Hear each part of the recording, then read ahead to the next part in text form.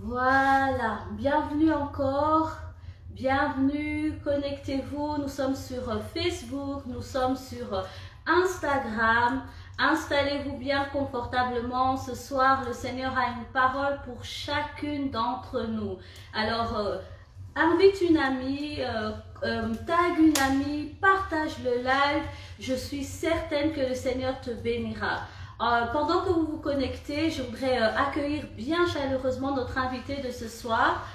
Bonsoir Emmanuel. Comment tu vas? Je vais bien, par la grâce de Dieu. En tout cas, je vais bien. Et toi-même? Ça va aussi.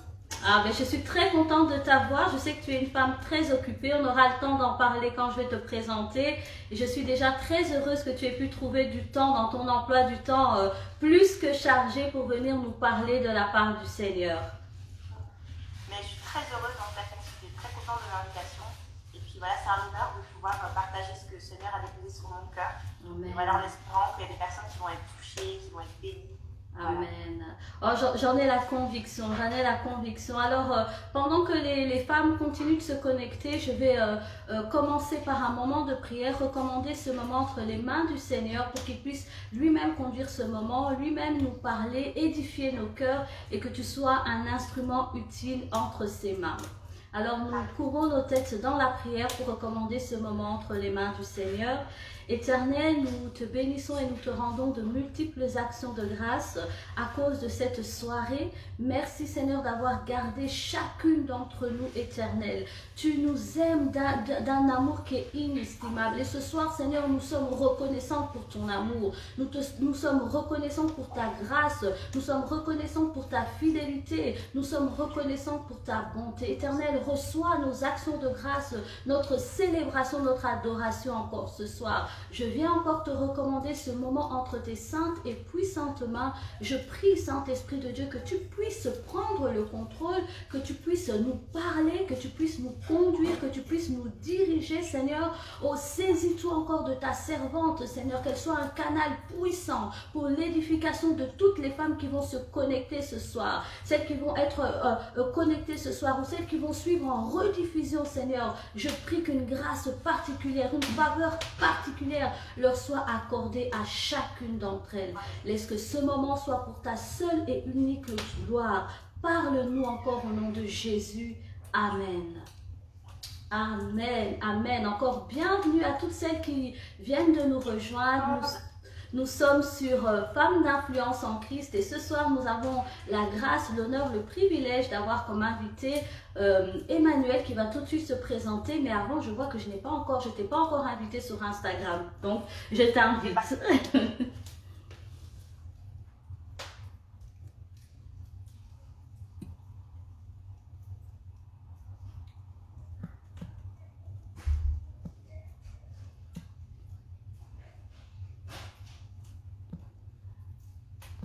Alors, parfois...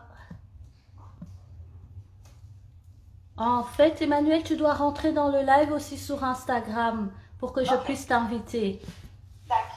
Voilà.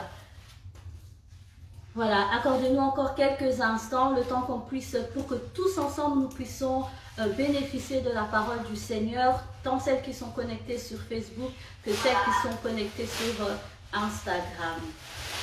Continuez à vous connecter, à taguer des amis, à partager la vidéo car ce soir nous abordons un thème qui je pense est plus que d'actualité. Comment être une femme authentique?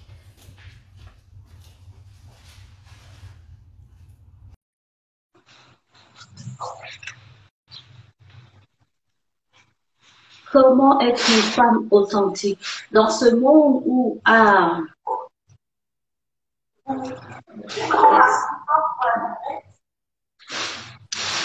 Yes. Voilà. Maintenant, je te vois sur les deux écrans. Alors, ça va au niveau du son? Je crois qu'il y a un petit... Pour moi, ça va. Je ne sais pas pour les personnes qui sont connectées. Est-ce que pour vous, tout est OK?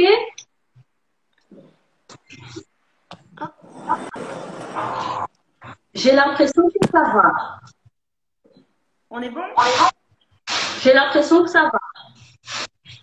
Ok, je vais juste couper le son sur l'autre côté, sur la tablette. Yes.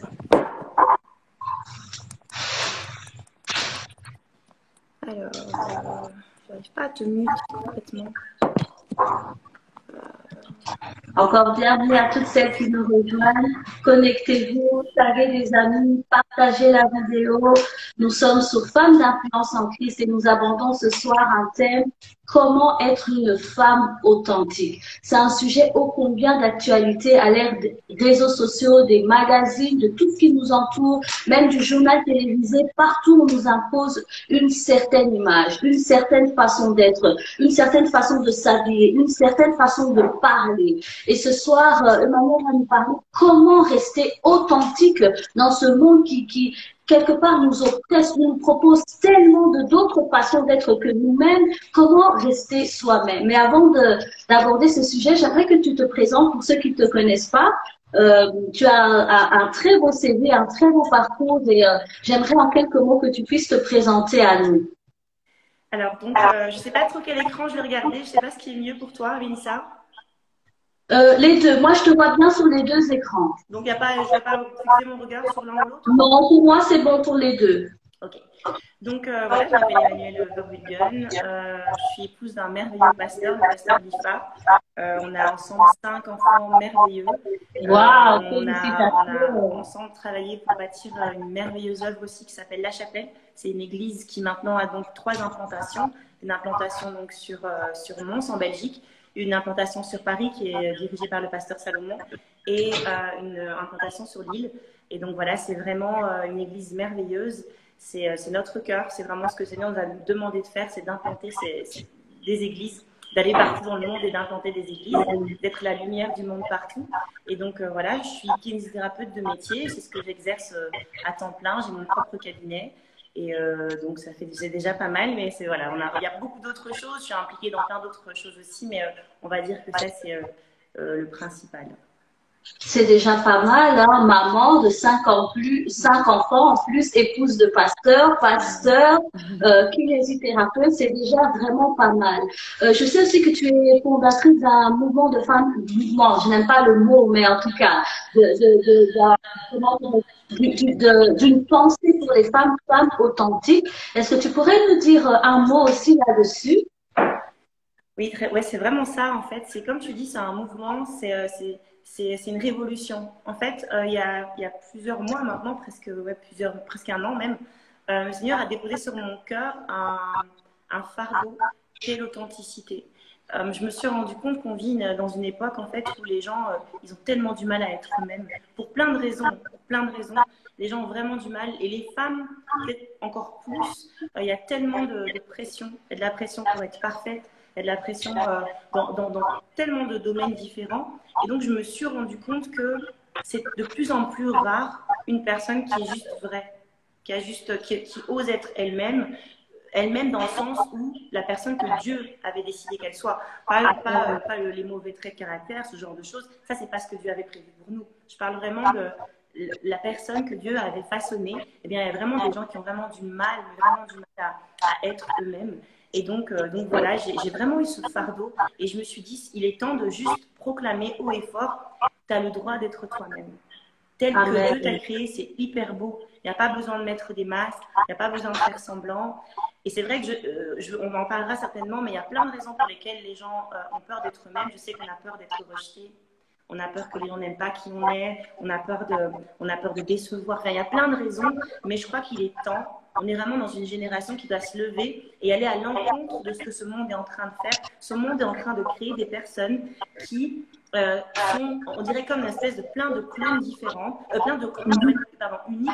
Et donc, on doit être comme ça, il faut être comme ci. Et si on regarde même les réseaux sociaux, les personnes qui ont le plus d'abonnés au monde, vraiment au monde, les statistiques, donc ce sont les influenceurs les plus suivis, eh bien, ce sont des personnes qui sont vraiment pas du tout authentiques. C'est des personnes qui sont de la tête aux pieds, refait, transformées, modifiées, façonnées pour que ce monde puisse les valider. Alors qu'il n'y a tellement pas besoin de ça.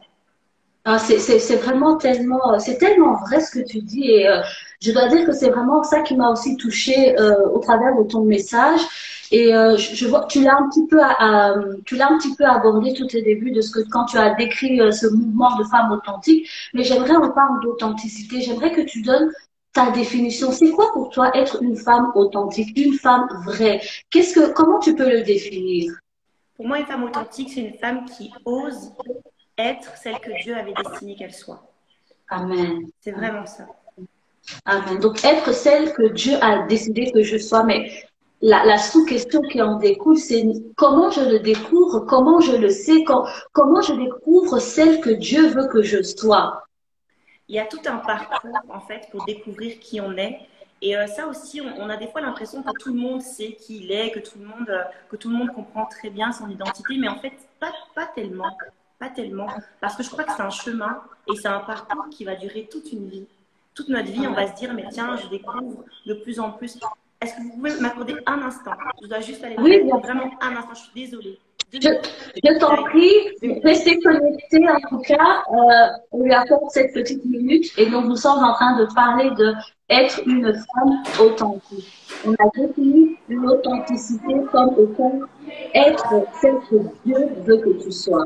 Être une femme authentique, c'est être la femme que Dieu veut que tu sois. Quand Dieu t'a créé, quand Dieu t'a façonné, quand Dieu t'a formé, il t'a créé avec une identité, avec une singularité, avec une particularité. Et être authentique, c'est assumer cette particularité, cette singularité que Dieu t'a donnée. Et c'est de ça que nous sommes en train de parler. Nous sommes en train de parler de comment découvrir cette singularité, cette particularité. Je suis Et désolée. Emmanuel disait, non, je t'en prie, je comprends tout à fait. Avec 5 enfants, ça ne doit pas toujours être évident. Et Emmanuel était juste en train de dire que être authentique ou devenir authentique, c'est un parcours. Donc, je te remets la parole. Oui, c'est ça, c'est en fait découvrir qui on est, la personne que Dieu avait destinée que nous soyons, c'est tout un parcours, ça prend toute une vie et chaque jour, je crois, on arrive à... en fait, plus on va être dans l'intimité avec Dieu, plus on va prier, plus on va être en sa présence, et plus il va nous révéler qui on est, plus il va nous montrer en fait vraiment ce qu'il avait modelé à la base. C'est le dessin parfait qu'il avait prévu pour nous. Et donc, ouais, c'est tout un chemin. On le découvre, premièrement, on le découvre en sa présence. Donc, passer du temps dans la louange, passer du temps juste en priant et pas toujours parler, mais aussi des fois juste écouter ce que le Seigneur a à nous dire. Et puis, dans sa parole, il y a des trésors sur qui tu es dans sa parole. Et il y a des paroles, quand tu vas lire la Bible, tu vas dire, mais ça a été écrit pour moi, c'est pas possible. C'est moi, en fait. Et c'est ça qui est merveilleux, parce que la Bible, c'est pas un livre. La Bible, c'est vivant, réellement. C'est la parole de Dieu. Donc, comme si on dit que c'est la parole de Dieu, ça veut dire que c'est sa façon de parler. C'est le moyen qu'il nous a laissé à nous pour comprendre ce qu'il veut, pour comprendre qui on est. Et donc, ouais, lire la parole, voilà, c'est toutes ces choses qui vont tout doucement, tu vas comprendre qui tu es, tout doucement, tout doucement.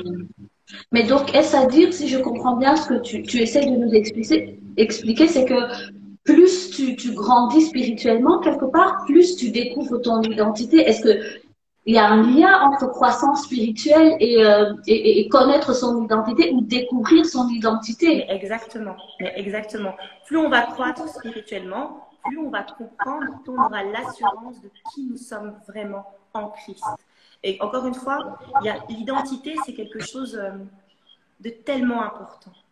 Tu sais, la crise identitaire, enfin, moi j'ai travaillé un peu avec des personnes qui étaient placées en psychiatrie, et en fait la crise identitaire, ne pas comprendre qui on est, c'est quelque chose d'horrible, mais c'est vraiment, moi j'ai vraiment conscience qu'on vit une époque où justement l'ennemi est tellement en train de mentir aux gens, tellement en train de leur inculquer une fausse identité, et ils sont du coup perdus, alors que justement être authentique, c'est comprendre vraiment l'identité, qui nous sommes. Et alors, il n'y a pas de... Contrairement à ce que le monde dit, il n'y a pas du tout une personne, comment dire, un moule. Il y a une Emmanuel, il y a une Mélissa. Et le caractère, c'est quelque chose de particulier et de bon aussi. Moi, je le dis souvent parce que les gens pensent que le caractère, ça ne vient pas de Dieu et qu'il ne faut pas avoir de caractère. Moi, je pense que le caractère vient de Dieu. Je pense que c'est l'ADN que le Seigneur a donné. Donc, il y a bien sûr un ADN physique. Il y a ce que nous sommes, il y a ce à quoi nous ressemblons qui est parfait, qui est exactement comme Dieu le voulait. Le Dieu te voulait avec ce nez, avec cette bouche. Même si toi, tu as du mal des fois à t'aimer, sache que c'est vraiment parfait parce que Dieu fait pas d'erreur. Et ensuite, quand, tu sais, un bébé, même quand il naît, toi aussi, tes mamans, tu sais que nos enfants, déjà en tant que bébés, ont comme un caractère. Chaque bébé est différent. Chaque bébé se comporte d'une manière différente de l'autre enfant parce que déjà dès la naissance, les enfants ont un caractère. Après, le caractère, malheureusement, est abîmé parfois par les épreuves, par les complications, par la vie. La vie abîme énormément les gens, en fait, les mauvaises expériences. Et après, ils commencent à croire que c'est leur identité. Et je dis souvent cette phrase, en fait, nos blessures, c'est pas notre identité. Ta blessure, c'est pas qui tu es. Et beaucoup trop de gens se définissent en fonction de ce qui leur fait mal et de ce qui les a fait mal. Et donc, ce qui a fait qu'ils ont créé comme des mécanismes de défense, comme une personne qui est colérique. Il n'y a pas un bébé qui naît colérique. Si un bébé commence à crier ou quoi, c'est qu'il y a un problème. Un bébé qui va bien, qui a faim, qui n'a pas faim, pardon, qui est propre, qui n'a aucun besoin, bah, il est bien, il rigole, il est de bonne humeur. Si il pleure, s'il commence à s'énerver, c'est parce qu'il y a quelque chose qui ne va pas, en fait. Et donc, il n'y a personne qui va naître colérique, qui va naître méchant. Ça, c'est pas du tout des traits de caractère que Dieu nous a donnés à la naissance. C'est des mécanismes que nous avons adoptés à force d'être blessés. J'aimerais vraiment, ce que tu dis, c'est tellement important que tu élabores un petit peu sur des raisons ou des échecs ou des écueils de la vie qui peuvent faire qu'une personne, finalement, son caractère initial que Dieu lui avait donné est écorché et peut-être également aussi des pistes de solutions parce que je crois que quelque part, tout le monde se retrouve dans ça. Tout le monde a des traits de caractère qui finalement a développé pour se protéger. Est-ce que tu as peut-être déjà rencontré des cas où tu peux peut-être illustrer par certains exemples des traits de caractère qui ont été amochés, abîmés ou détournés à cause des blessures de la vie? Oui, en fait, j'ai rencontré un jour une jeune fille qui malheureusement avait été abusée par son papa. Et cette jeune fille, elle a commencé à développer une haine, mais vraiment une haine profonde des hommes. Et donc, elle a commencé à avoir ce mécanisme de défense. Elle a commencé à croire que ça, c'était son identité, que c'était qui elle était vraiment. Et donc, du coup, elle a commencé à rechercher justement l'amour uniquement chez les femmes. Elle avait développé ce mécanisme de défense-là. Et donc, elle pensait que c'était son identité jusqu'à ce qu'en fait, elle rencontre le Seigneur. Et quand elle a rencontré le Seigneur, en fait, il lui a montré qu'en fait, c'était juste sa blessure. C'était pas du tout qui elle était. Et qu'une fois cette blessure guérie, une fois cette douleur enlevée, elle pouvait aimer un homme, enfin, elle pouvait aimer tout le monde en fait. Elle était capable d'aimer parce qu'elle était guérie. Et donc ça, c'est ce genre de choses qui arrivent malheureusement trop souvent. Et si quelqu'un se retrouve dans ce que tu dis, si quelqu'un se retrouve en disant, mais finalement, je me rends compte que je suis colérique, que je suis triste ou que je suis, peu importe ce trait de caractère, parce que j'ai été abusée, parce que j'ai été trahie, parce que j'ai été blessée, quelles sont les pistes de solution? Qu'est-ce qu'on peut dire à cette personne? Qu'est-ce qu'on peut lui conseiller pour justement commencer ce chemin de guérison et découvrir son véritable caractère que Dieu lui avait donné quand il a créé cette personne? En fait, il y a plusieurs façons de guérir et plusieurs façons donc, de finalement enfin rentrer dans sa destinée. Alors, il y a des personnes qui vont juste comment dire, comme tu disais tout à l'heure, en grandissant spirituellement, en cherchant tellement le Seigneur, que le Seigneur va vraiment rentrer tellement dans leur cœur qu'il va opérer une guérison, mais hyper profonde.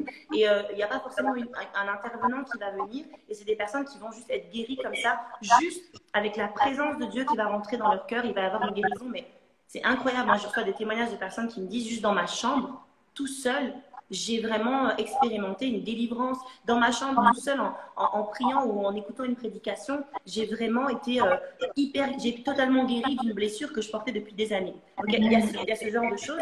Après, il y a des personnes qui vont avoir besoin d'aide. Et c'est pas grave, c'est pas mauvais. Et c'est jamais un échec de dire, ben là, ça, j'arrive pas toute seule. J'ai essayé, mais peut-être que j'ai besoin d'aide. Et le Seigneur aussi met des bonnes personnes sur ton chemin pour simplement être aidé. Il y a vraiment des personnes hyper compétentes.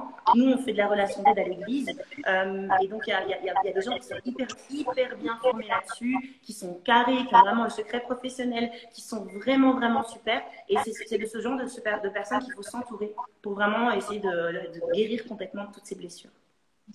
Donc, quelqu'un qui est quelque part blessé ou qui se retrouve dans tout ce que tu es en train de décrire, qui se retrouve finalement que son caractère initial que Dieu lui avait donné a été perverti ou bouleversé ou écorché par les blessures de la vie, tu pourrais dire qu'il faudrait quand même en fait qu'il fasse le pas pour être guéri ou la guérison elle vient peut-être automatiquement ou instantanément. Est-ce que le fait de constater que je suis blessée, est-ce que automatiquement je suis guérie?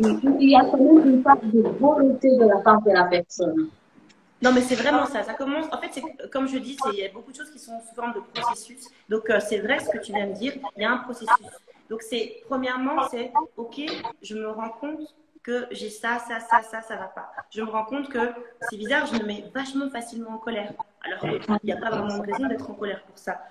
C'est bizarre, j'ai tout le temps mal au cœur. Je suis tout le temps dans la tristesse. C'est comme, j'ai l'impression que je vis tout le temps en dépression. Je suis tout le temps triste.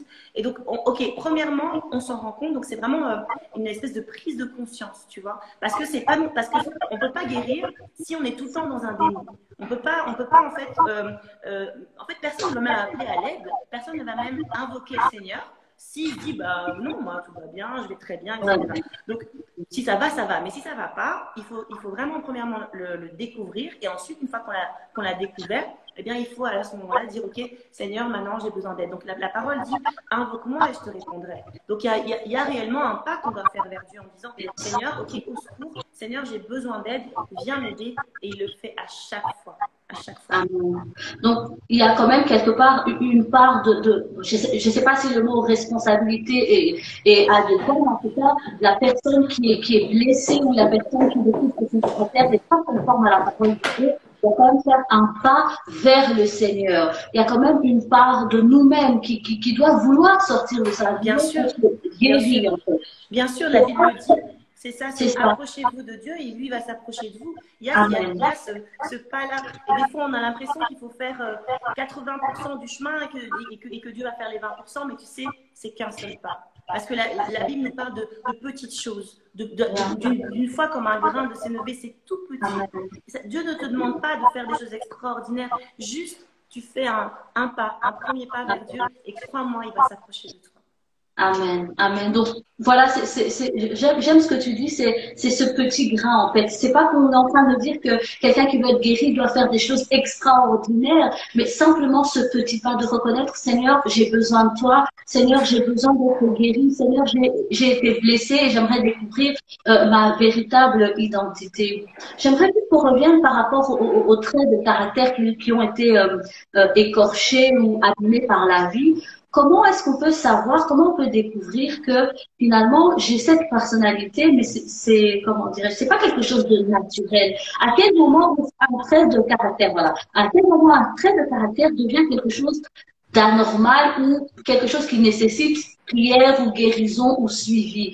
Et il y a une ligne rouge, il y a quelque chose qui démarque un trait de caractère sain entre guillemets et malsain. J'aime pas le mot, mais tu comprends l'idée. Ouais, en fait, il faut déjà différencier un trait de caractère et puis des erreurs. C'est différent. Une erreur ne définit pas qui tu es, ne commence pas. Enfin, c'est pas que ça définit pas qui tu es, mais une erreur, c'est pas quelque chose de global dans ta vie. C'est pas parce qu'une fois, par exemple, c'est bête ce que je vais dire, mais c'est parce qu'une fois tu tombes que tu es un tombeur professionnel et que tu fais que tomber. C'est pas ça. Voilà, donc ça, premièrement, il faut dissocier. Après, comment est-ce qu'on voit ce qui est, comme tu dis, normal, mais ce qui est sain, ce qui est bon, de ce qui n'est pas, de ce que Dieu n'avait pas prévu pour ta vie. Encore une fois, je vais vraiment insister. La Bible a toutes les réponses, vraiment. C'est pas des phrases bateau que je dis, c'est pas des phrases comme ça, clichés. C'est une réalité. La Bible, c'est beaucoup plus qu'un livre. C'est dans la Bible que tu vas trouver les réponses de fait, c'est quoi un bon caractère, c'est comment Dieu a créé l'homme. Eh bien, il y a tous les fruits de l'esprit. Les fruits de l'esprit te montrent très bien, en fait, toute cette patience, toutes ces choses. Et puis, alors, il y a quelque chose qui surpasse tout, c'est vraiment avoir un caractère d'amour. Avoir cette authenticité d'amour. Et l'amour fait qu'en fait, tu ne vas pas te mettre en colère. En tout cas, pas pour n'importe quoi. Enfin, tu ne vas pas t'énerver pour un rien. L'amour fait que tu vas faire preuve de patience. L'amour fait que tu vas écouter l'autre. L'amour fait que tu ne seras pas égoïste. dans toutes ces choses-là. Donc, le trait de caractère le plus marqué, qui n'est même pas un trait de caractère, qui devient vraiment ton identité, c'est vraiment l'amour. Amen.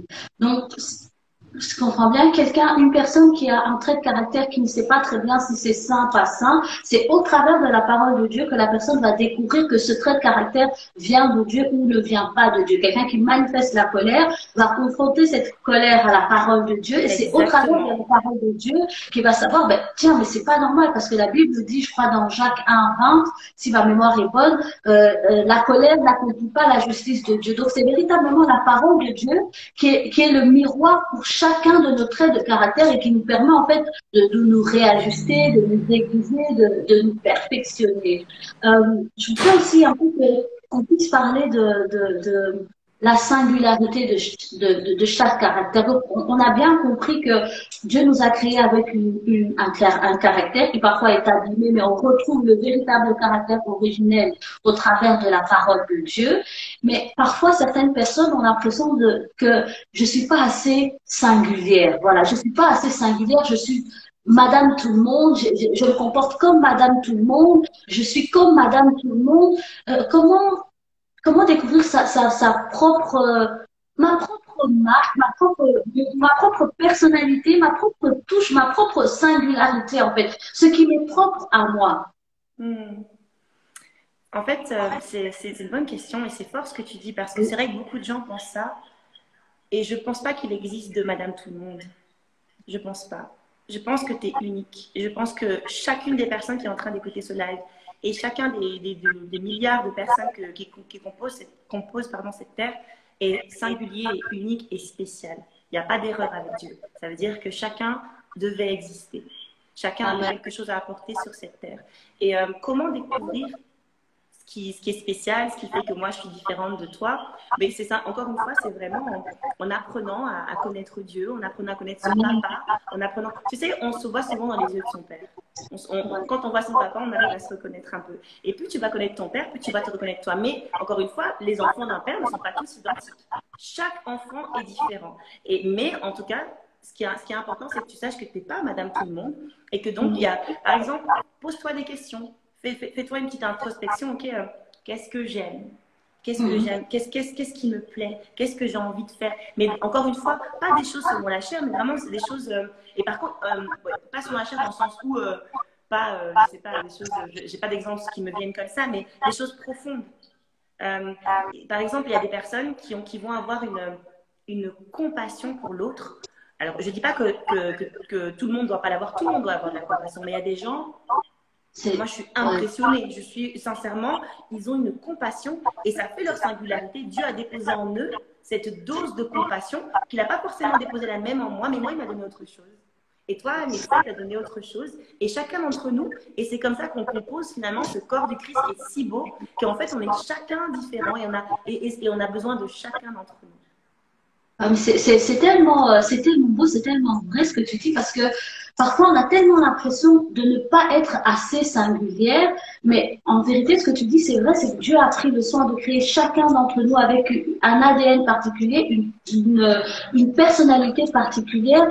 Et il n'y a pas besoin d'avoir une formule magique ou de le prouver par A plus B plus C. C'est simplement en étant toi, en te regardant au travers des yeux de la parole, en te regardant au travers des yeux de ton père, que tu découvres que finalement tu es unique. Il n'y a pas une formule parce que parfois on a l'impression qu'il faut faire quelque chose d'extraordinaire pour être particulière. Tu comprends ce que je veux dire? On a l'impression qu'il faut être comme Emma, avoir 5 enfants, être enfin voilà. Tu vois, c'est l'impression qu'il faut que je fasse quelque chose d'extraordinaire pour vraiment exister et pour avoir une personnalité singulière. Mais c'est pas ça du tout. Pas du tout. C'est vraiment ça. C'est comme je l'ai dit tout à l'heure, il y a personne d'inutile et il n'y a pas de compétition entre les gens. Encore une fois, ça c'est vraiment un truc, mais tellement que le monde essaye d'imposer aux gens. Et c'est pour ça que les gens veulent enfin une des raisons pour lesquelles les gens ont tendance à ne pas s'aimer, c'est parce qu'ils croient toujours qu'ils sont en compétition les uns avec les autres et ils pensent toujours que ils doivent comme tu dis, ah Emma elle a 5 enfants donc c'est ça. En fait, mais pas du tout en fait, pas du tout. Toi comme tu es, avec ce que Dieu a déposé en toi, c'est très bien et on a besoin de ça aussi. Et je donne souvent cet exemple d'une vidéo qui m'a bouleversée. Mais vraiment, j'essaierai de vous envoyer le lien si je peux, je t'enverrai Mélissa, et si tu veux le partager. C'est une vidéo, en fait, on est comme à la fin des temps, hein, il y a le jugement dernier, et puis il y a un pasteur qui vient et il est auprès de Dieu et il dit voilà ce que j'ai fait. Il présente en fait ce qu'il a fait, tu vois. Et le Seigneur lui dit, ok, c'est bien, mais en fait, moi, je t'avais destiné à devenir, je sais plus, je pense que c'était comptable. Il dit, comptable, mais Seigneur, non, j'étais pasteur. Et Dieu lui dit, ok, c'est bien ce que tu as fait, mais si tu m'avais écouté, si tu avais écouté ma voix, si tu avais trouvé ton identité en moi, tu aurais compris que c'est en étant comptable que tu allais toucher, et puis il a dit un nombre, par exemple, 1 million d'âmes, tu vois. Et qu'en tant que pasteur, gloire à Dieu, il avait touché 3000 âmes, gloire à Dieu, mais s'il était rentré vraiment dans cette destinée avec Dieu, il aurait touché le milliard d'âmes, pour le million d'âmes pour lequel Dieu l'avait destiné. Et puis il y a une maman, une mère au foyer qui vient, tu sais, toute timide, toute en se disant, mon Dieu, qu'est-ce que je vais dire à Dieu là? Et elle dit à Dieu, et franchement, moi, j'ai rien fait du tout. J'ai juste élevé 3 enfants.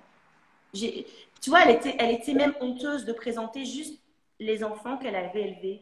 Et là, Dieu lui dit, bonne et fidèle servante. Parce qu'en fait, ces 3 enfants, la façon dont tu les as élevés, ça a impacté. Et puis, on montre un chiffre, on montre 10 millions d'âmes, tu vois. Et donc, toi, peut-être que là où tu es, tu te dis, tu es inutile, mais pas du tout. Peut-être que tu te dis, je suis femme au foyer et je sers à rien, mais tu ne sers pas du tout à rien. Si Dieu t'a destiné à être femme au foyer, à prendre soin de ton foyer, à prendre soin de ta famille de cette façon-là, c'est parce qu'au travers de ça, il y a des âmes qui vont être impactées, il y a des gens qui vont être touchés, et donc c'est parfait. Donc il n'y a pas de compétition, il n'y a pas c'est comme ça qu'il faut être, c'est comme ci qu'il faut être. Il faut être ce que Dieu a destiné que tu sois.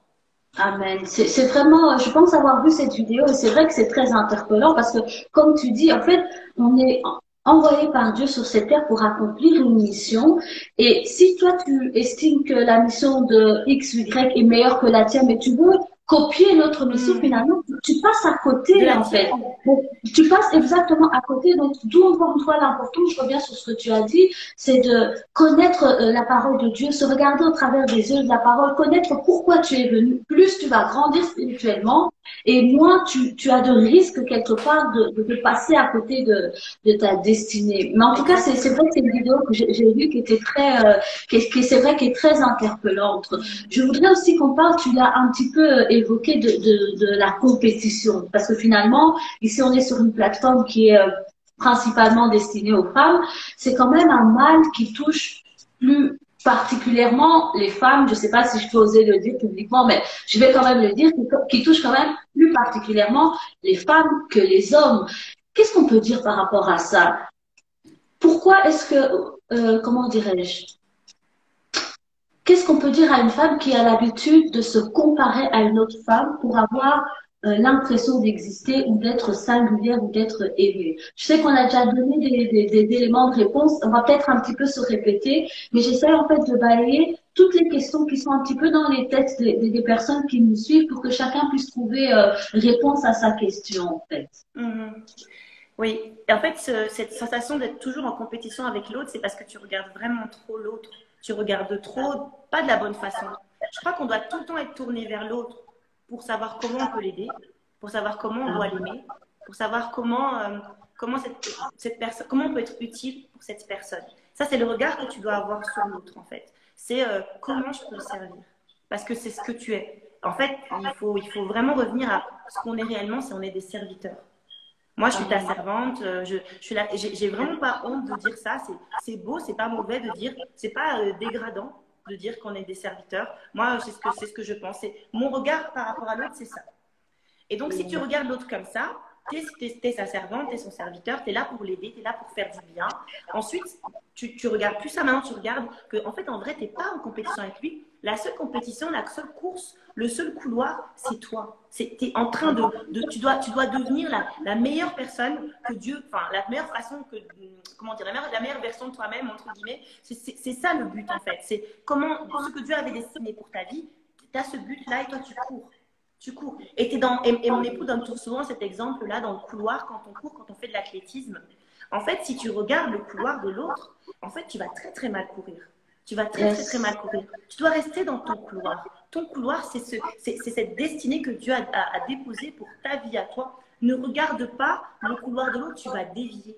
Chacun a son couloir. Et tu sais, même si tu as remarqué dans les courses comme ça d'athlétisme, c'est pas tout le monde qui part à la même hauteur.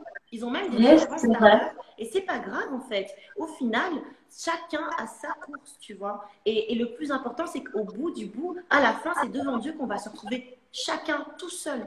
Tu vois ce que je veux dire? Il n'y aura pas à côté le voisin, il ne te dira pas par rapport au voisin, ça n'a pas trop été ton comportement. Dieu, il a pas, c'est pas ça son standard. Le standard, c'est Christ. Donc il y a ta course qui est là, et il y a Christ, il y a moi, mon mari dit souvent ça, mais il a tellement raison. La culture Christ, c'est ça, c'est ton identité. Tu es quelqu'un qui veut ressembler à Christ. Tu cours, tu avances, tu ne regardes pas le couloir de l'autre. La seule fois où tu peux regarder le couloir, c'est si quelqu'un tombe. Alors là, tu vas aller et tu vas l'aider parce que tu es une servante, tu es un serviteur. Ça, c'est correct. Sinon, tu es dans ton couloir et tu fonces. Amen. C'est un très bel exemple, cet exemple du couloir, et qui illustre très bien et qui vient vraiment comme casser cette mentalité de compétition, parce que finalement, elle n'a pas lieu d'être, parce que finalement, comme tu dis, on est chacun dans notre couloir, focalisé dans son couloir, et la seule fois, comme tu dis, où on peut éventuellement détourner les regards, c'est pour aider ou pour soutenir un frère ou une sœur qui aurait trébuché. Alors, on va tout doucement vers la fin de ce live, mais avant de prendre le temps, si tu as encore quelques minutes pour nous, pour prier pour toutes les personnes qui sont connectées et qui pourront suivre plus tard, je voudrais qu'on termine un peu sur ce point des réseaux sociaux et de la pression que les réseaux sociaux peuvent parfois exercer sur, ici on parle vraiment des femmes sur les femmes, parce que parfois on connaît son identité, parfois on a découvert son identité au travers de la parole de Dieu, parfois on est dans son pouvoir, on ne regarde pas son frère, on ne regarde pas sa sœur, mais on a tellement de pression, on voit que je ne sais pas moi, tel a autant de followers, a fait ceci. Et même si on est dans son couloir, finalement, on commence à avoir tendance à... Il y a une certaine pression qui est exercée par les réseaux sociaux. Quel conseil tu peux donner par rapport à ça? Comment tenir ferme et rester authentique et vrai, en fait? Alors, les réseaux sociaux, franchement, c'est vraiment compliqué. Moi, on est en train de les utiliser, donc c'est pas mauvais, c'est pas démoniaque, c'est pas quelque chose de négatif, c'est juste l'utilisation qui est trop souvent mauvaise.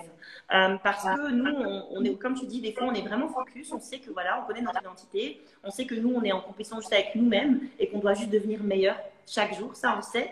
Mais le truc, c'est que des fois, ben, on regarde, on est tenté de quand même se dire. La famille Instagram, là, c'est parfait. C'est juste, il n'y a jamais rien qui dépasse. Chez eux, c'est comme si... Et on retombe, en fait, dans cette compétition ou dans cette comparaison. Et donc, moi, mon conseil, c'est vraiment... Je ne dis pas qu'il ne faut pas regarder... Je pense qu'il faut s'inspirer. Moi, je m'inspire, je n'ai pas de problème à m'inspirer. Et donc, il faut faire preuve d'humilité et dire, voilà... je sais pas, moi j'aime beaucoup l'église Hillsong, c'est une église que j'aime énormément. Eh bien voilà, je m'inspire d'Hillsong, je m'inspire de la façon dont ils font leur service ou la façon dont ils vont évangéliser. Ok, ça c'est bon, sans les jalouser, juste en disant c'est bien, eh bien je vais reproduire ce qui est bien. Donc on a le droit d'avoir des modèles sur terre, on a le droit d'avoir des personnes qui nous inspirent, c'est même bon. Et juste que, alors par rapport aux réseaux sociaux, utilise-les comme un vrai et un bon outil. Un bon outil, ça veut dire un couteau, si je peux l'utiliser pour faire à manger pour mes enfants ou pour tuer quelqu'un. Tu vois? Donc, c'est le même outil. C'est exactement le même outil. Donc, c'est pas le couteau qui est mauvais en soi. C'est quand quelqu'un fait du mal à l'autre avec un couteau, le couteau, il n'est pas mauvais. C'est juste mon utilisation qui est mauvaise. Donc, les réseaux sociaux, utilise-les pour t'inspirer, pour t'édifier, mais pas pour tout le temps être dans une espèce de... Alors, il y a un truc aussi, je voudrais vraiment dire, c'est pas forcément ta question, mais je veux vraiment insister là-dessus. Pas pour critiquer. Ça, il faut vraiment stopper. Il faut vraiment arrêter de faire ça parce que je sais qu'il y a beaucoup de gens qui pensent qu'ils sont sur les réseaux sociaux investis d'une mission de dénoncer ou une mission de taper, de lyncher presque les gens. Mais ça, s'il vous plaît, franchement, tous ceux qui nous écoutent ici, il y a 29 personnes qui nous écoutent et peut-être plus encore, je voudrais juste vous dire sincèrement, il faut arrêter. Parce que c'est pas ce que Dieu nous dit. Il y a une façon de, si quelqu'un ne te plaît pas, si quelqu'un a fait quelque chose qui te déplaît ou qui est surtout en désaccord avec la parole de Dieu, ça peut arriver, il n'y a pas de souci. C'est pas ça que Dieu nous dit. Comment Dieu nous parle dans Matthieu, il nous dit d'aller vers ton frère. S'il y a un souci, moi, je vais venir te voir, Mélissa. Je ne vais pas faire un live contre toi. Je ne vais pas utiliser Instagram pour te détruire. Je ne vais pas aller scruter toutes les choses négatives que tu as fait dans ta vie. Non, pas du tout. Je vais venir te voir. Et je vais dire, Mélissa, entre quatre yeux, ça m'a blessée. Ça, j'ai pas aimé, Mélissa. Ça, tu vois. Et même dans ces moments-là, je vais le dire avec amour. Parce que ça arrive de blesser l'autre. Et peut-être même que tu n'auras pas fait exprès, que tu t'en seras pas du tout rendu compte. Donc, juste l'utilisation des réseaux sociaux par pitié, c'est pas une arme. C'est pas une arme du tout. C'est un outil qu'on utilise pour propager la bonne nouvelle. L'évangile, c'est une bonne nouvelle. C'est pas une mauvaise nouvelle, hein. C'est une bonne nouvelle. C'est l'amour, c'est la bienveillance, c'est la tolérance, c'est toutes ces choses-là. Là, c'est pas dénoncer. Faut arrêter de croire que c'est ça l'évangile. Je sais qu'il y a plein de gens qui vont avoir plein de versets pour dire que il y a telle ou telle personne qui dénonçait, mais crois-moi que la résolution de conflit, c'est dans Matthieu qu'on nous en parle et on dit va et trouve ton frère. Va et va lui parler d'abord, tu vois. C'est pas va dénoncer sur les réseaux sociaux. Mais c'est vraiment important. Je vais rebondir dessus vraiment pour terminer et passer à la prière, mais parce que je trouve que ce point de réseaux sociaux, en parlant d'identité, d'authenticité, ça exerce tellement de pression sur les femmes, sur les couples, parfois même sur les familles, qu'il faut être vraiment au clair avec ça. Que les réseaux sociaux, tu dois l'utiliser pour comme un outil, comme Emma l'a dit, c'est quelque chose de neutre. Tant que tu l'utilises pour ton édification, tant que ça t'inspire, tu suis une famille ça t'inspire, ça te booste, ça te motive à aller de l'avant, il n'y a pas de souci. Mais à partir du moment où tu l'utilises comme une arme, à partir du moment où ça devient comme règlement de compte, à partir du moment où tu sens que quand tu te connectes, tu sens que tu n'es plus bien, tu deviens dépressif, tu deviens jaloux, en plus, alors ça n'a plus son utilité, ça n'a plus son utilité. Les réseaux sociaux sont un outil que Dieu a mis à notre disposition, mais à nous d'avoir la sagesse de pouvoir les utiliser correctement. C'est vraiment un outil à notre disposition que nous devons utiliser avec sagesse. Donc je dirais pour rebondir vraiment sur ce que Emma a dit, utilise-le pour ton édification, utilise-le pour te booster, mais pas comme une arme. C'est tellement vrai. Là, par exemple, on va peut-être terminer sur ça. C'est super pour l'instant de voir votre famille qui passait sur le TF1, mais c'est génial. Quand moi je vois ça, je me dis, ben, c'est une famille qui véhicule le message de l'évangile. Et je ne dis pas, oh, mais qu'est-ce qu'elle veut montrer, que c'est la maman parfaite. Non, parce que toi aussi, tu l'as utilisé simplement comme un canal pour véhiculer l'évangile, en fait. Tout à fait. Et ça, je veux vraiment insister là-dessus. Parce que c'est pas toujours facile En fait, pour les personnes qui écoutent, c'est intéressant de savoir aussi comment on en est arrivé à faire une émission de télé. C'est chouette que tout le monde peut-être le sache aussi.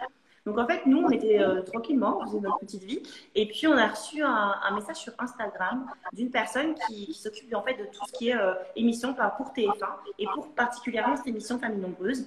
Et qui nous a dit, voilà, on aime beaucoup votre famille, on a vu sur Instagram des photos de votre famille, vous êtes vraiment chouette. Et, sur Instagram, nous, on partage plein de choses, des versets, on partage plein de choses. Et ça les a pas freinés, parce qu'on est authentique, on n'a pas fait semblant sur Instagram qu'on n'était pas chrétien, on a été tout à fait nous-mêmes. Et donc, ils nous ont demandé, est-ce que ça vous dirait de faire cette émission? Et je ne connaissais pas du tout cette émission, parce que c'est rare que je regarde la télévision. Donc, je me suis dit, je vais d'abord aller regarder ce que c'est. Et j'ai été voir ce que c'est. Dans un premier temps, je me suis dit, OK, mais tu sais, c'est pas facile d'être exposé. C'est pas facile du tout parce que tu peux pas plaire à tout le monde. Si Jésus lui-même fait pas l'unanimité, toi, tu vas pas la faire. Faut pas rêver. C'est sûr et certain. Il y a personne qui fait l'unanimité. Mon mari dit souvent, je cite toujours mon mari, mais il dit souvent, si un Martin Luther King n'a pas fait l'unanimité alors qu'il a dit que du bien et il en est mort tellement il n'a pas fait l'unanimité. Si lui, il n'a pas fait l'unanimité, c'est pas moi qui vais faire l'unanimité, c'est impossible. Donc je savais, si je m'expose, il y aura des gens qui vont pas m'aimer ou qui vont être critiques. Et donc j'étais très frileuse à accepter. Et puis j'ai prié. Parce que quand il y a des choix qui viennent sur notre chemin, la seule chose correcte à faire, c'est de demander ce que Dieu dit. La vie, c'est pas tes projets, tes petits plans, ce que tu as envie de faire. La vie, c'est réellement à quoi je sers. Qu'est-ce que Dieu a prévu pour moi? Et donc j'ai prié, mon mari a prié, et réellement on a reçu sur notre cœur qu'il fallait le faire. Et qu'il fallait le faire en étant authentique, en étant nous-mêmes, en étant juste vrai. Et que c'est vrai que bah, en étant soi-même, des fois, on n'est pas parfait. Hein. Il n'y a personne qui est parfait. En étant moi-même, il y a des choses qui ne vont pas plaire aux gens. Mais en tout cas, je serai moi-même et j'aurais jamais eu le regret de dire j'ai fait semblant, j'ai joué un rôle, j'ai juste été moi-même. Et moi-même, mon identité, c'est Christ. Et donc, j'ai parlé de Jésus. À chaque fois que j'ai pu, j'ai rendu gloire à Dieu. Et donc, voilà, c'est pour ça qu'on a fait cette émission. Et je ne sais plus pourquoi on parlait de ça, mais voilà, TF1, c'est ça, c'est être exposé, mais en tout cas, c'était vraiment parce que Dieu nous a dit de le faire. Et les retours que nous avons, je voudrais aussi terminer par ça, les retours sont... Alors, je sais qu'il y a des retours négatifs, mais en fait, ça, j'ai choisi moi-même de ne pas les regarder. J'ai choisi de ne pas aller regarder les commentaires négatifs parce que, comme je te l'ai dit tout à l'heure, ça n'a aucun intérêt. Ça n'a aucun intérêt d'aller lire des choses méchantes. Par contre, les commentaires positifs des personnes qui cherchent la foi et qui n'étaient pas croyantes, qui cherchent la foi parce qu'ils nous ont vus, nous, en tant que croyants, ils se sont dit, ben, il y a quelque chose qui se passe. Il se passe quelque chose. Et une fois, une personne m'a écrit un message et m'a dit, quand on vous voit, on voit l'amour avec un grand A. Tu vois, il avait mis une majuscule.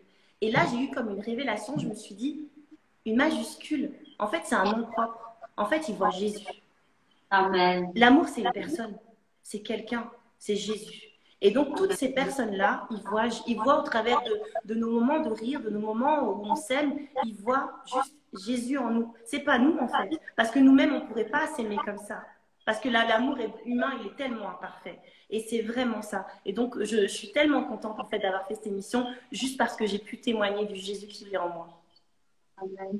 Et vraiment, pour ceux qui n'ont pas encore vu, vraiment allez voir parce que moi, je regarde avec mes enfants et c'est vrai, ils sont vrais et ils sont authentiques. On voit que la famille ne fait pas semblant. On est en train de parler d'authenticité et vraiment, c'est une famille authentique. Ils se sont pas dit, ben, comme on va passer à la télé, ben, tout va être parfait, carré. Non. La même façon qu'ils vivent, moi, j'ai déjà été à l'église, je vois comment ils servent le Seigneur et c'est de la même façon, c'est le même amour, la même sincérité que j'ai retrouvé dans l'émission. Donc, vraiment, encore une fois, c'est vraiment magnifique cette authenticité que vous avez, le message de foi et d'amour que vous véhiculez. Vraiment, continuez à aller où peut-être nous ne pourrions pas aller, mais on est un corps et donc on vous soutient vraiment. Alors pour arriver vers la fin, j'aimerais que tu pries si tu veux bien pour toutes les personnes qui nous ont suivis, les personnes qui sont blessées, les personnes qui cherchent leur identité, les personnes qui n'arrivent pas à s'assumer, les personnes qui sont sous la pression des étiquettes, la pression des réseaux sociaux et qui n'arrivent pas à être la véritable version que Dieu veut qu'elle soit. Ok. Seigneur, je te remercie déjà pour ce moment. Merci vraiment d'avoir permis ce temps. Je te bénis pour toutes les personnes qui ont pris ce temps pour se connecter à ce live. Je te demande de toucher leur vie. Je te demande, Seigneur mon Dieu, de faire du bien à quelqu'un. Tu connais les fardeaux de chacun. Tu connais, Seigneur mon Dieu, ce avec quoi, Seigneur, les personnes sont venues se connecter. Et je crois réellement qu'il y a des personnes qui sont connectées qui ont eu des grandes épreuves. Mais le Seigneur que nous servons, c'est un Dieu qui vient et qui prend les fardeaux. Seigneur, viens prendre le fardeau de quelqu'un. Viens rencontrer quelqu'un. Il n'y a rien qui peut te limiter, il n'y a rien qui peut te stopper. Au travers d'un écran, tu peux guérir. Au travers d'un écran, tu peux sauver, tu peux délivrer. Seigneur, viens montrer à quelqu'un qui il est. Viens montrer à une femme la valeur qu'elle a. Viens montrer à une femme qu'elle ne se définit pas en fonction de ce que les gens disent d'elle ou de ce que son conjoint dit d'elle, mais elle se définit en fonction de ce que toi tu dis d'elle. Amen. Père, viens restaurer. Tu es un Dieu tellement bon. Tu es un Dieu tellement bon. Je te remercie pour l'honneur que tu nous fais d'être ici avec nous. C'est un honneur d'être en ta présence, Père. Et on vient dans ta présence en ayant conscience que c'est pas rien d'être dans la présence du Créateur, d'être dans la présence du Roi des Rois, de celui qui était là dès le commencement. Merci beaucoup d'être ici. Merci d'être dans ma maison. Merci d'être avec Mélissa là où elle est. Et merci d'être avec les personnes qui se sont connectées. Parce que je crois qu'il y a quelqu'un qui est en train de s'approcher de toi en cet instant. Je crois qu'il y a une personne même qui ne croyait pas en toi, qui est en train de s'approcher de toi en cet instant. Touche sa vie, Père. Touche sa vie, Jésus. Au nom de Jésus. Amen. Amen. Amen. Merci pour cette belle prière et je crois véritablement qu'au travers de cette prière, il y a une femme qui est fortifiée, une femme qui comprend véritablement sa valeur, qui comprend son identité et sa personnalité. Alors avant de couper, il nous reste que quelques minutes avant que le live coupe. Emma, est-ce que tu peux parler de ce beau projet que vous avez par rapport au château, comme ça les personnes qui sont intéressées ou qui voudraient peut-être participer peuvent éventuellement se joindre à la cause. Alors, c'est dur de résumer je vais essayer, mais c'est chaud. C'est un tellement grand projet, c'est un projet de fou. Mais le Seigneur nous avait révélé que ce qui est folie pour les hommes est sagesse pour Dieu. Alors, ça semble fou, et peut-être à vos yeux, ce sera fou, mais en tout cas, Dieu nous a dit que c'était sage, donc on l'a fait. Donc concrètement, ça fait 3 ans que nous sommes responsables d'un château. Et dans ce château, nous, on y fait plein de choses. On y fait des camps chrétiens, on y fait plein de choses, plein de choses, plein de choses. Et on y a surtout un très gros projet, un projet pour venir en aide à ceux qui en ont le plus besoin. Donc en fait, c'est très grand. Donc il y a 2 parties. Il y a toute une partie qui est réservée en fait à un projet qu'on a qui est le projet Percé, qui va être en fait un projet d'accueil pour enfants battus. Donc ça fait 18 mois qu'on se bat pour avoir un agrément. Donc, Mélissa, je pense que tu es juriste et tu sais à quel point des fois c'est compliqué au niveau administratif. Donc priez pour nous pour ça parce que on a déposé une première fois un agrément, il y avait des choses à corriger, et donc on doit remodifier. Mais bon, bref, ça c'est la partie donc percée, la partie d'aide pour accueillir, si Dieu permet, des enfants placés par le juge. Donc ce sera un service résidentiel d'urgence. Donc voilà, et il y a toute une autre partie où on a choisi donc d'accueillir des personnes qui ont vraiment nulle part où aller et que beaucoup en fait ne veulent pas recevoir. Ce qui s'est passé, c'est que pendant le premier confinement, on ne pense pas toujours à ça, mais en fait les migrants, les réfugiés, ils avaient vraiment, quand je vous dis nulle part où aller, c'est qu'ils étaient vraiment sous des ponts en fait, et vraiment. Et donc il n'y avait pas un abri de nuit ou des endroits où ils pouvaient aller la nuit. Et on nous a demandé est-ce que vous pourriez accueillir des réfugiés qui viennent d'Érythrée. C'est un pays, il faut savoir, c'est un pays où il y a beaucoup, beaucoup de persécution des chrétiens. Et une fois qu'on a fui l'Érythrée, on ne peut plus y retourner. Donc c'est vraiment compliqué. Et donc il y a des migrants qui sont là, qui dormaient sous les ponts. Et on nous a demandé est-ce que vous pourriez les accueillir au château. Et donc depuis mars, on a 22 réfugiés d'Érythrée qui vivent au château de Thieuzy. Et donc voilà, donc c'est vraiment hyper chouette comme projet. Donc il y a les migrants et puis il y a d'autres personnes. Hein. Donc il y a plein de personnes qui nous appellent. J'ai ce problème-là, on prie et si Dieu nous dit OK, eh bien on l'accueille au château. Donc c'est ça qui se passe dans ce château, en dehors des camps, etc. Et donc on s'est dit, enfin non, c'est pas qu'on s'est dit, Dieu nous a mis à cœur qu'il était temps de l'acheter parce qu'il y a eu plein de choses qui sont passées et donc c'est le temps. Il reste pas beaucoup de jours pour janvier. On doit avoir la somme nécessaire pour l'acheter. C'est hyper cher. Enfin, cher, non, mais ça a un coût, c'est un château. Donc, ça coûte 1,5 million. Et on est parti de rien, mais on va apporter au Seigneur nos pains et nos poissons. Et lui, il va multiplier. Amen. Amen. N'oubliez pas de m'envoyer le lien. J'ai vu la vidéo, je la reposterai sur la page pour toutes les personnes qui veulent contribuer à ce beau projet. Être authentique, c'est aussi ça, c'est manifester l'amour envers le prochain, prendre soin des plus démunis. Donc, je vous encourage vraiment à aller regarder sur la page, vous avez toutes les coordonnées et en tout cas, je vous encourage vraiment à soutenir ce beau projet. Voilà, nous sommes arrivés à la fin. Emma, merci beaucoup pour ton temps. Je sais que tu es une femme très occupée, mais merci d'avoir dégagé 1 heure de ton temps pour venir vous parler sur ce thème qui, je sais, est très important, te tient vraiment à cœur pour être authentique. En tout cas, bénédiction sur ta vie, sur ton mari, tes enfants, vos projets, votre ministère, vraiment que Dieu vous bénisse, que la parole de Dieu soit avec vous. Allez de l'avant, prospérer dans le nom de Jésus. Amen. Merci beaucoup, Mélissa, pour l'invitation. Sois bénie. Merci beaucoup. Merci. Bonne soirée à toi. Au revoir. À très bientôt. Au revoir tout le monde. Au revoir. Au revoir. Merci à toutes d'avoir été avec nous pendant ce moment béni. En tout cas, je crois vraiment que chacune d'entre nous a pu recevoir sa part. Nous comprenons que nous sommes uniques, singulières, particulières et que nous devons courir dans notre propre couloir, les yeux fixés sur Christ. Notre seule compétition, c'est avec nous-mêmes. Que Dieu vous bénisse richement. Passez une bonne soirée et on se revoit bientôt pour un nouveau programme où le Seigneur parlera encore à nos cœurs. Une bonne soirée à tous et que Dieu vous bénisse. Au revoir. Au revoir.